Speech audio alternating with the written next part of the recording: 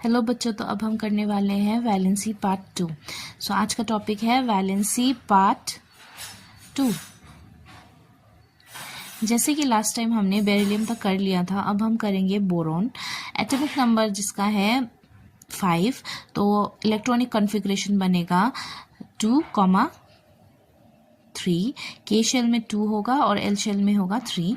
तो आप जैसे कि जानते हो, जैसे कि मैंने लास्ट टाइम भी बोला था एग्जाम्पल, इसका वैलेंसी 3 होगा। अगर 1, 2, 3, 4 है तो ये वैलेंसी लास्ट का जो होगा वही बनेगा। सो वैलेंसी 3 है। और कॉन्सेप्चुअली भी आप सोचो कि शेल फुल है, एल शेल में सपोज अगर एक रूम है जहाँ पे 8 लोग रह सकते हैं, 3 लोग रिसोर्सेस यूज़ कर देंगे, तो इससे अच्छा है कि हम लोग 3 लोगों को जाने दें।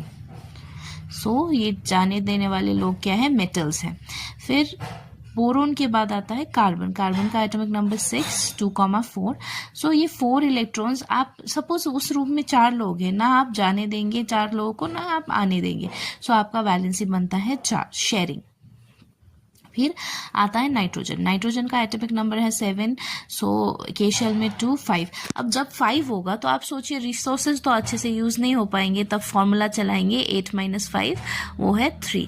आप सोचिए उस रूम में अगर 8 लोगों के रूम में 5 है तो 5 को भेजना तो मुश्किल हो जाएगा, इसलिए आप क्या करेंगे, 3 लोगों को उस रूम में लाएंगे ना, तो ये 3 हो जाएंगे बाहर से आने वाले।